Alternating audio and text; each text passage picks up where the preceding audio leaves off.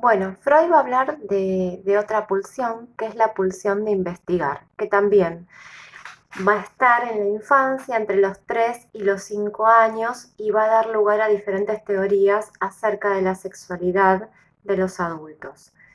Él va a decir que una de las primeras preguntas que se hace el niño es de dónde nacen los niños, ¿no?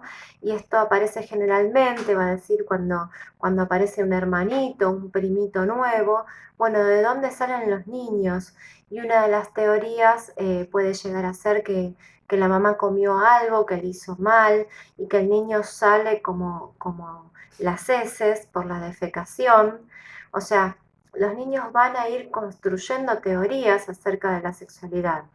Por eso, hoy por hoy, cuando hablamos de ESI en el jardín, vamos a decir que es necesario a los nenes explicarle las cosas y explicarles con claridad y con una terminología clara de qué es lo que sucede, ¿no? En esta época donde está teorizando Freud, los niños no tenían conocimiento de la sexualidad era un tema tabú y era un tema que se manejaba por los adultos.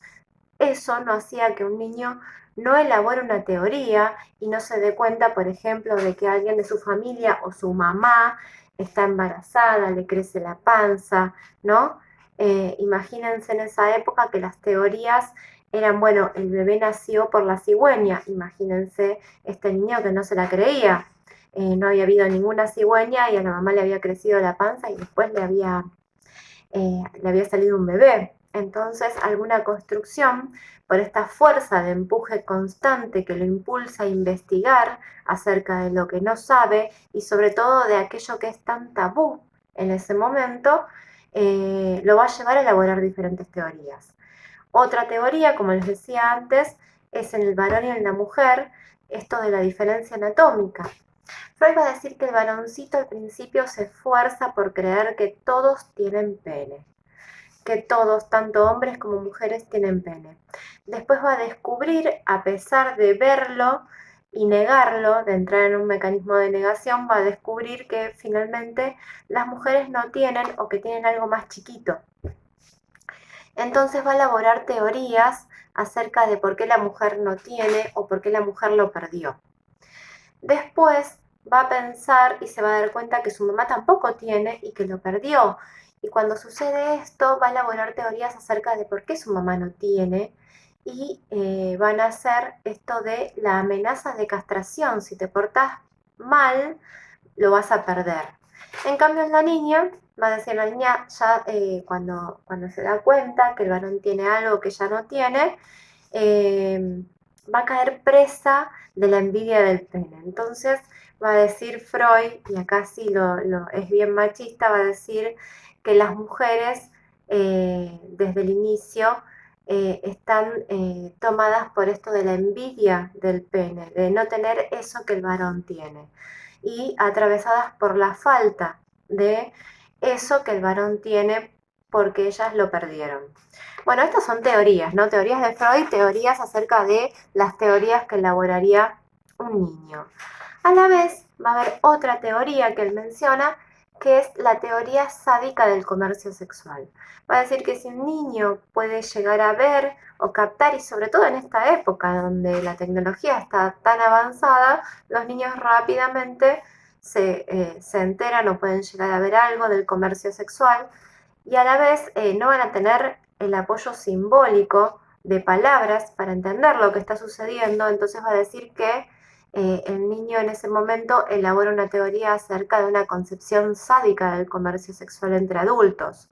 No va a entender que hay un comercio sexual, que a veces es para reproducirse, que a veces es por amor, sino que se va a creer que tiene que ver con algo de maltrato o de pelea, ¿no?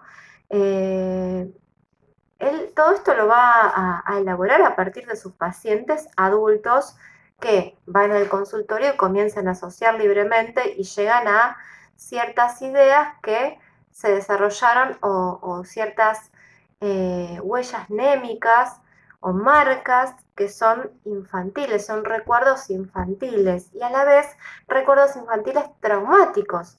Imagínense que muchos de sus pacientes llegan a escenas a, a, a, a haber participado desde la vista o desde a partir de ver de escenas sexuales de los padres. En una época a donde los niños dormían siempre o casi siempre en la misma habitación de los padres y había cierta idea de que el niño, como era bebé, no entendía. Sí, es verdad, no entienden los bebés o en la primera infancia, no entienden qué es lo que está pasando, pero sí elaboran teorías acerca de lo que ven. Por eso el comercio sexual delante de un niño es tan traumático para un niño, no solo por el asco que le puede producir, sino por el miedo y por lo que puede llegar a pensar de lo que está sucediendo, porque lo puede significar como algo violento, violento entre el padre y la madre. Eh, Esto es importante, ¿no? Para pensar un poco en las reacciones de los niños cuando van al jardín y cuando presencian ciertas cosas por parte de los padres y a veces muchos padres que te cuentan con tanta soltura que el nene duerme con ellos y que no entiende nada de que se duerme y que no escucha nada.